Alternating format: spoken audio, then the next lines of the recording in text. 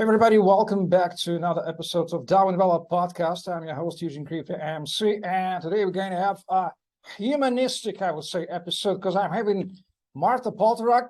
She is about people in a space. She's not about tech.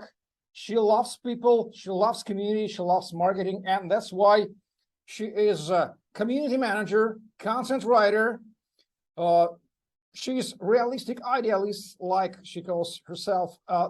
She writes an amazing blog. Please, right now, check her Medium in the description of this video. She writes about DAO, decentralized autonomous organization. She's amazing blockchain lady, and now she fills some roles. And her main project is UFOstar. It is a global decentralized community of Web3 marketing enthusiasts. They are building a marketing robo-advisor to help you to find a tailor-made, community-sourced marketing strategy for your Web3 project. Amazing, sounds amazing. So Marta, it's great to have you on. Thanks for joining our podcast. Yeah, thank you so much for having me. I'm really excited of what can come out today in our conversations. Thank you so much for having me. I'm thrilled to hear about your questions and just have a great conversation with you. And I'm thrilled to know your story because it's not so often to meet an amazing, educated lady in the blockchain space. What is your story? How did you get into the Web3 space, and what have you already done? Yeah, so for Web3 space, I could say that I've already been here for a while, although it's been just 1.5 years. So for relatively, you could say that it's a short time, but I think that for the Web3 space, I could say that it is enough time already for me to say, yeah, I'm already in the Web3 space, I'm settled here, and I kind of know what I'm doing. So it started, more or less a year ago in January, when I was about to finish my bachelor studies, and I was about to write my thesis, and I thought that I don't really want to write about another COVID research paper like everybody else was doing. I thought that professors were just cry themselves to sleep if they see another thesis about, about COVID. And I started hearing the word blockchain a bit more around that time. And it happened that in the company that I worked back then as a student, it's a marketing affiliate company called Advanced Store in Berlin. There was this really cool guy called Lars, and he was a freelancer there. He was doing workshops, and he was also already in the blockchain space. And I messaged him, hey, Lars, exactly what I just told you. I want to learn about blockchain. I have no idea about blockchain. However, also my supervisor is in governance. And this is when Lars said, why not write about decentralized autonomous organizations? To me, it sounded like something, from the space. I had no idea what this word meant, but I said, okay, I'll try. Let's see what happens. And I think it was the best choice that I could have made. I really got, I jumped right into it, and I was really obsessed with understanding this concept. And then it helped me to understand that there's an alternative to typical corporations, because I was also back at that time, I was not so satisfied with typical 9-to-5 jobs, this very thinking not outside of the box, just just being in this bubble of corporate thinking. And then I started reading about decentralized autonomous organizations, and I thought, oh my God, there's a completely new world out there where people really think in this creative and innovative way, and they have those really different way of looking at organizations. So I finished my thesis, and it was really my baby. And then Lars said, Marta, I see you have good writing skills, which I even didn't know back then about myself. And he said, DAOs are becoming big in this space, so I would like you to start writing blogs. So this is the blogs that you see on Medium. And I started writing first blogs for UFOstar, and then many different opportunities, just like with every blockchain space, many different opportunities started coming my way. I met Aga on that way, you see her on my LinkedIn very often because we do lots of things together. And I also joined Aragon Network DAO in meanwhile, and I was a technical writer for a while. I was helping them with this more, the aesthetic side of reading because like most of the developers, they don't really feel passionate about writing. So we just said, okay, let's just merge here and just make something really entertaining for the user. And also at the same time, later I joined the Growth Squad in Aragon Network DAO, so it helped me to really understand in real life how DAOs work.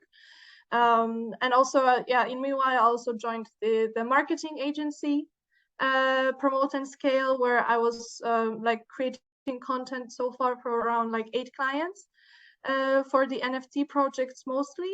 And now I'm also, like, as you can also see, like I'm trying to do different things in this space.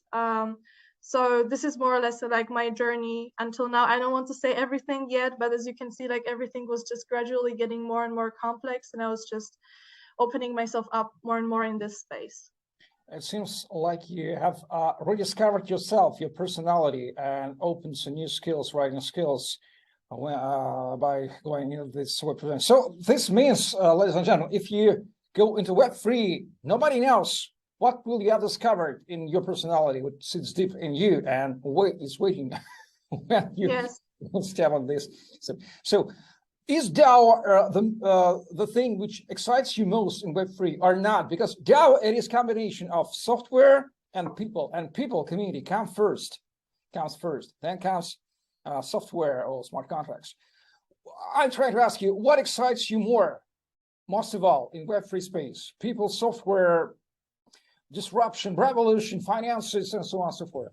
Well, so far from the words that you have mentioned is definitely the revolution, but I don't really imagine revolution as in a way of let's fight through the revolution, because like I think that we have already enough aggression around the world, and like fighting for me resonates a bit too much with, you know, aggression. So for me, it's about changing mindset and just showing people that there is another way, that there is hope for us to just, again, like have more freedom to express ourselves, to really explore ourselves. I think that I use this word very often to be able to explore ourselves, because I'm also a very young person, right? I'm 23. I just recently did my bachelor's. So I also just, for me, what is amazing, what excites me the most about this space is that I can live any way I want in Web3. I can be like, for example, I met a guy in Aragon Network DAO that had, in the past, he had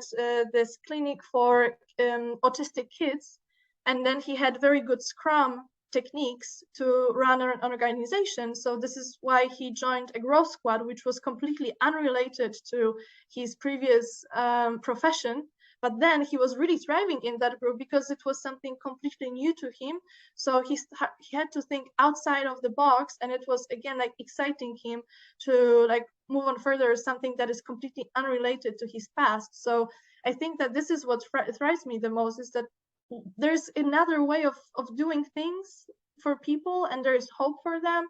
And for me, still, decentralization is more of a transition rather the end goal, but it definitely will help us understand more what we want to deliver as a humanity together. So that's why, for me, blockchain in general are just so exciting, and DAOs are just an element that helps us explore who we are as a humanity, what's our purpose here, because we saw that centralization can also cause a lot of harm to us. But then another extreme, the decentralization, we don't know yet exactly what kind of risks it has. We already can predict a bit. But in my opinion, here is just more about understanding, okay, so this is like our middle ground, what we exactly want to achieve together. But yet we need to still experience the decentralization to be aware of where's this middle point. So this is what excites me. Your main project for now is UFOstart, and it is named as a global decentralized community of marketing enthusiasts, which helps to create a tailor-made community source marketing strategy for a project. I absolutely love this phrase. Every word is exactly on its right place, because marketing is a very painful side for every Web3 project, because it seems to me, from my personal vision, there are much more projects than users which are ready to use the users. Every project tries to attract as much users as it can. And marketing in Web3 space is rather different than marketing in Web2. Besides, we are using the same social media, huge centralized monsters like Facebook, Google, and so on and so forth. But nevertheless, tailored strategy is exactly what every project needs, and a little people understand this. May you explain what are the main challenges for a Web3 project for marketing, and how do you offer for community to Web3 enthusiasts and founders to help them to find their perfect, tailored, community-sourced marketing strategy for their exact Web3 project with amazing thing named a robo-advisor? Yeah, the name is very catchy. Pitch us UFO-Start, please. So yeah, when it comes to the UFO-Start, I also really like how it originated. So again, Lars is the co-founder of UFO-Start, and he himself is a marketing advisor. But then he realized that like he and his team, everyone like within his community, they have realized that there are so many marketing professionals around the world, but they have a certain expertise. And you can go to the marketing professional, to the marketing advisor, but they will be only able to tell you, for example, you have a professional of Twitter, they will say, oh yeah, Twitter is the most important for your business. You will go to an SEO specialist, they will say, oh yeah, without SEO, you will not be able to market your product.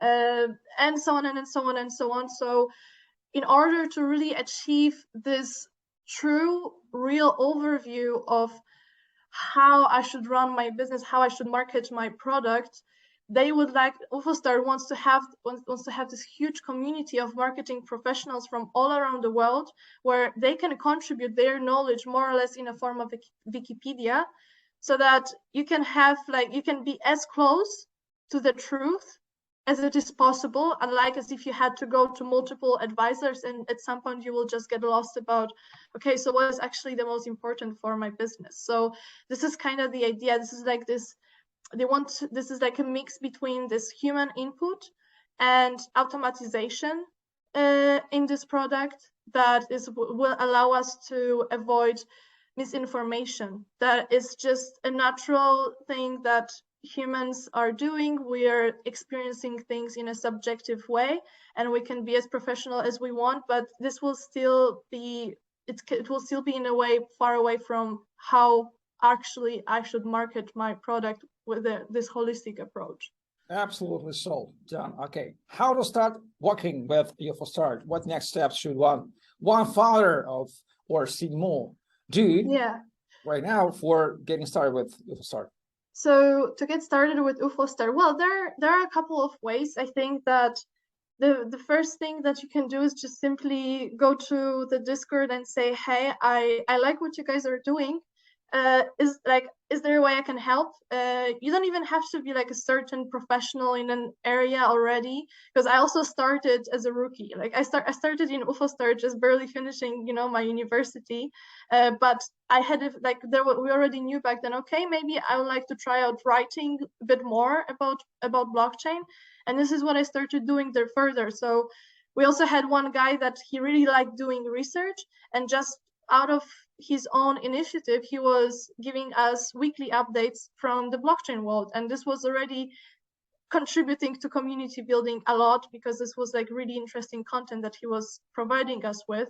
So it's like with many blockchain projects, with DAOs, because we're also trying to function like a DAO, just come to our server, say who you are, what you're finding interesting, and like I'm trying testing myself as a community manager in UFO-Start, besides writing content for them. So you can just get in touch with me and we can have a call and let's just brainstorm of how you could contribute. In order to become the core team member, it will still be important that after like we have a call and we vibe and it's like, we feel like, okay, you can be like, you will definitely like be a great contributor to UFO-Start. Still good to get in touch with Lars, because then like we can just talk a bit more about the formalities. But then in order to start helping us, just join our server and just show that you care. Absolutely. Okay. Your another project mentioned on your LinkedIn is named My Talkie Bird, if I'm not mistaken. Yes. What's all about and how it works? Yes, so My Talkie Bird is a social media platform. It is a startup and it's not entirely Web3. And this is what I like about this project, because in my opinion, Web3 is like the future of businesses, is that Web3 is going to be an element of the overall business model. So this is what is also happening here, is that Web3 is an element here in order to just make it more like attractive for the user, like on one side. So there's like also the entire tokenomics behind it. And this is a social media platform for NGOs. And the idea started behind the fact that now we receive a lot of news, a lot of information about different initiatives. Like activism is a big thing now. Activism, I don't see my friends, like I see my friends on Instagram posting regularly about what is happening in this place on the world, like with this problem, these issues, and so on and so on. But yet there is no yet a platform that would focus around these news, really provide good quality content around these topics, and yet still enable the NGOs to be funded, to just make it a bit more, just make NGOs more attractive for us. Because for now it's like really split. Each NGO kind of does it on their own way, you could say. And here there would be a space where I can learn more about initiative that I want to make better in the world, and at the same time I can support an organization that is connected to this initiative, which for me it's perfect because I was an activist myself a couple of years ago. That's why I said, okay, it's coming back to me, you know. I guess it's just the moment to also get involved with a business that empowers NGOs. And I think that most of all, you love to involve people into Web3 to teach them how they should be oriented, how should they start in this. And that's why you are hosting with your friends an event called Preparing Students for a Web3 Job. And right after a couple of hours of our recording, you will be running the second part of a live event in Twitter Space there. What is all about? This is an amazing mission. I love it because students, a right target audience, young people, youngsters who are looking into this Bitcoin cryptocurrency space and do understand that it's something more than just a fiat price valuations. We may find ourselves. How do you help youngsters, Zen generation, I think, called students, to find themselves in Web3 space by running this event? Yes, so thank you for pointing out the name. I didn't settle the name yet for this event. It was something very spontaneous, very natural, because I myself graduated very recently and I'm still in touch with a lot of students, and I just see how much this space has helped me to become more confident, to learn more. Because when I was working for corporates, it was more like, okay, this is my job and that's it, you know. I could not really become like, it was not really encouraged for me to be creative when I was working for corporations. Yet here I even felt like I was too much. And I see a lot of my friends, people my age who are still students, that they really want to find what they want to do in their life. They're really seeking, yet they're not even aware that there is such a space as Web3, where they really would be welcome. They would have so much freedom to explore what they find interesting, because there are DAOs, there are startups, there are also big companies such as Binance, where they could also, you know, just participate, and even there they're already contributing to, you know, the growth of this space. So I just thought, okay, I want to start doing weekly calls where because it's also, it can get a bit overwhelming to get into the blockchain space. That's why, for example, I chose for myself to write a thesis, because then I thought, okay, there is no way back. If I write a thesis, I just need to write that. But then it's still overwhelming for everyone to get into the Web3 space. They don't know where to look for. They don't know what kind of mindset is here. So we just want to do it in a very casual way in order not to scare the students, something very informal where we just talk, we just vibe, we talk. There are people from different organizations. Today there will be a voice DAO that we'll be talking with. and just, yeah, show them that this space is not scary and there's actually lots of solutions, and it's way easier to find a really great job and amazing people in this space than if they had to start from the very bottom, just sending lots of CVs, on just some regular platforms. So I want to give hope for people who are kind of in the same people that I was 1.5 years ago, when I was also in this moment when I didn't know who I wanted to be. When I was in this really moment, okay, I'm finishing my studies, I don't know who I want to become in the future. And then the blockchain came and I was like, wow, okay, I want others to also at least see that they can maybe have a similar story to mine. So that's why I want to organize these weekly calls for them to just show that there's hope. Absolutely. We hope that it will help, because I would say the correct helping to people who just starting in the space always help, because nobody clearly understands what's going on. Everything changes very rapidly, and if you've been in space for 3 months or 1 half, or even for a year, you know a lot to help people to find their right direction, because a lot of vectors, a lot of direction in the space. It's very easy. I've been in space for 5 years, and I only for now have found myself. Who am I? What I'm doing? What I'm specialist for? What do I love most? And it's very easy to be unfocused, and it's very important to be focused on what you love. So it is just a journey. So Marta, why Web3 matters? How would you promote people to look into the space? Because a lot of skeptics, a lot of people from fiat's world, a lot of people who are still in Web2 space, who do not believe in Web3, who do not understand it as well. Why Web3 matters, how Web3 will change our lives in 5 or 10 years. Give us your vision and some stimulus. Why should one look into Web3 if he is not, or she is not looking into the space?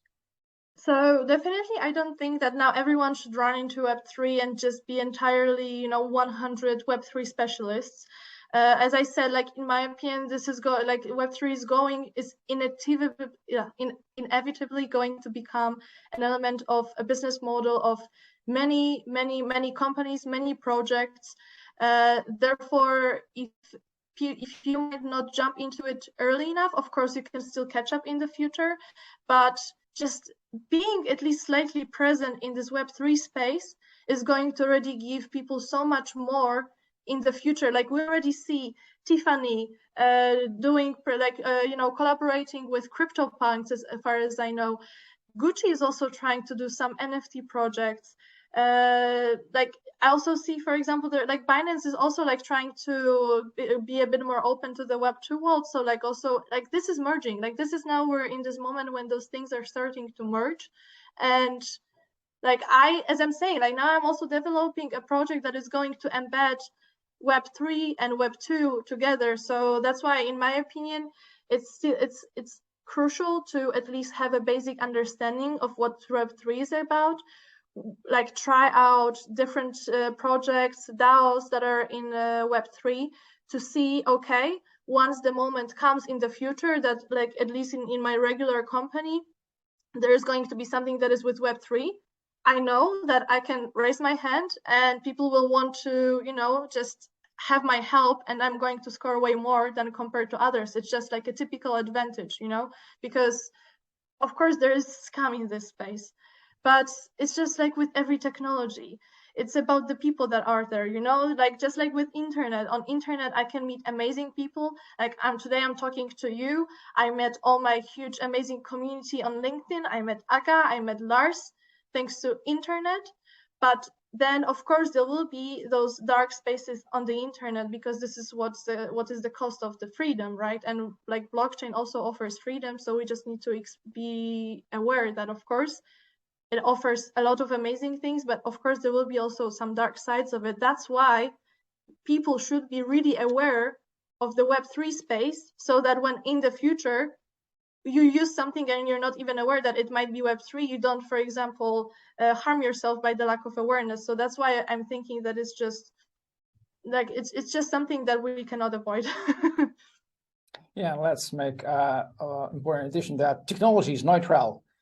And scams come from people who are maybe fraudsters, and technology have always been neutral in every century of people's presence on the planet Earth. Electricity or telegraph were used by fraudsters and gangsters also in the beginning of 20th century. So do not blame technology, blame people. Exactly.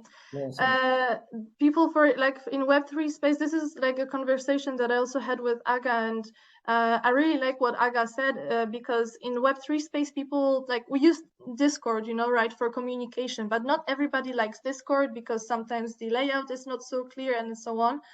But again, it's really not about the tool. It's about like how people want to use this tool, right? Like there are so many different opportunities, and there's no sense just to hate the tool for it being invented. It's just about, okay, the way so far that we use it is just not what we want yet. And yeah, exactly. It's just about the people. It's about the people that put energy. They are like, whether it's positive or negative into this tool, and this can be, and then this is going to be the result. You know, this is how the tool is going to behave. So this is, for example, in the beginning, Instagram was an amazing space where people were sharing their photos, and we felt like, oh, there's something new, you know, like I'm this generation of Instagram, I could say. But now people are again like saying, oh yeah, Instagram is not the same thing anymore. But it's again the people that are behind Instagram that are just like trying to just, you know, like it's again like the people that are on Instagram are making Instagram go in that direction. So that's why I still think that it's not really about the tool, it's about the people that use that, the people that also create that, but like users also determine how the tool is going, in which direction the tool is going to go. That's why also, by the way, decentralization is amazing, because there we can actually decide in which direction we want all those things to go. It's not really in the hands of the entity that created it, but users have finally the power to decide, okay, is this tool going to serve for the good or for the bad? So those are also my thoughts about this topic. Well, finally, Mario, one should not be surprised that being in Web3 space requires a lot of learning on everyday basis. And can you give your suggestions or recommendations how to elaborate your personal learning strategy in Web3 space? And maybe Milos may share what is your personal strategy, because you learn a lot too, because I do understand that you are learning by writing, but that's a professional secret when you write. But nevertheless, yeah, recommendations how to elaborate your personal learning strategy for a Web3 newcomer. I think this is why I like Web3, because it's enough just to know the basics, just start from the basics. And this is what we already have been discussing also in those student talks. Just turn on like this YouTube video. Of course, some YouTube videos might have some might be not as detailed as they should be and so on, but this will just at least help them to understand, okay, there is a word such as smart contracts, there is blockchain, there are NFTs, tokens, governance tokens, there's those crypto wallets. You just need to hear those terms a couple of times to kind of start to imagine what blockchain is, because it's something very abstract. And then the next step would be just to think, okay, what do I want to do? I want to write, or I don't know, I want to be a programmer. I want to be in sales, and so on and so on. So this I already know, okay, this is the area that I'm interested in.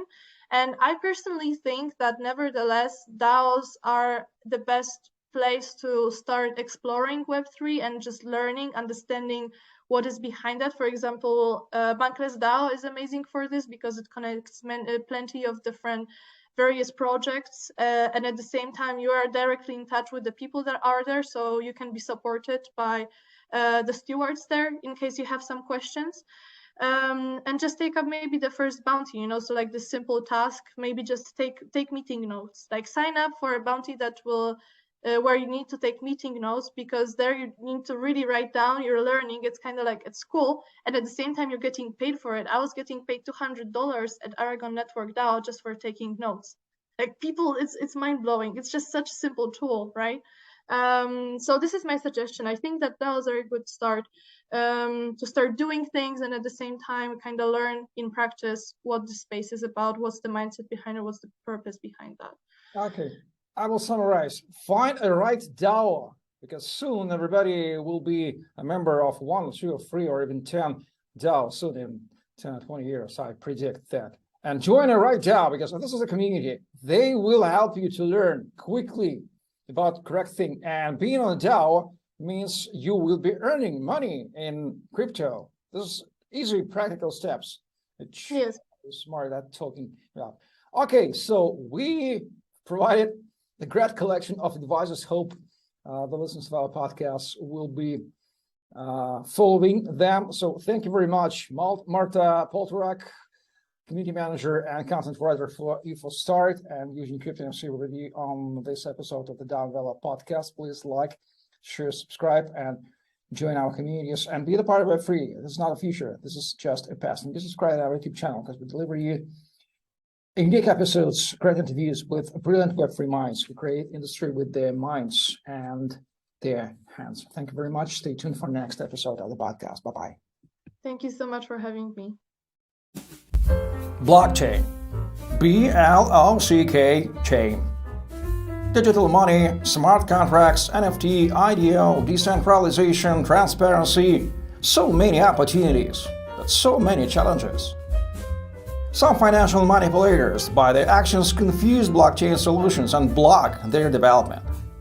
The idea that the blockchain should bring copyright and royalties protection to the next level is quite old, but the realizations of these ideas are not perfect at all. There is another problem of determining the value of a particular cryptocurrency or NFT. These and other problems need to be solved. Fortunately, the blockchain infrastructure is evolving. My name is E, Mr. E, and I represent the Envelope project. Many things have already been invented in the blockchain today. Tokens, smart contracts, platforms for creating your own coins, NFTs, exchanges for buying, selling, and exchanging all these blockchain resources. Envelope is another step in the development of crypto technologies. The protocol that works with NFT and cryptocurrencies. The idea is simple but disruptive. Let's assume you have an NFT, Bitcoin and Ethereum. Using the Envelope protocol, you can wrap the original NFT accompanied with several tokens. Technically, you get a similar NFT, but what is the breakthrough here? Once wrapped, the token has a number of additional features that were not available before. The minimal cost appears. It is provided with coins wrapped together with NFT. An asset wrapped with Envelope has a number of properties that allow the original author to receive royalties from the resale of that asset. Various rules can be applied to the wrapped token. For example, a lock period for unwrapping. It secures the asset till the determined moment or safeguards it from speculation during the hype period. At the same time, wrapped tokens can be transferred and traded. These are just some of the scenarios for using Envelope. NFTs become more popular, and the tools provided by Envelope expand the opportunities of NFTs utilization. Wide application possibilities are achieved due to the fact that, in addition to the protocol, the project includes a number of subsystems. The protocol provides functions wrapping and unwrapping. Oracle Mechanics provides asset valuation using analytical algorithms. Index provides a summary assessment of several NFT assets with the common criteria. The project has its own token, which connects all elements of the system. Altogether, this is Envelope, a tool in the blockchain world for building modern and secure systems in various fields. Find more info about the project on the website. Envelope. Make your NFT valuable. Just practical, no hype.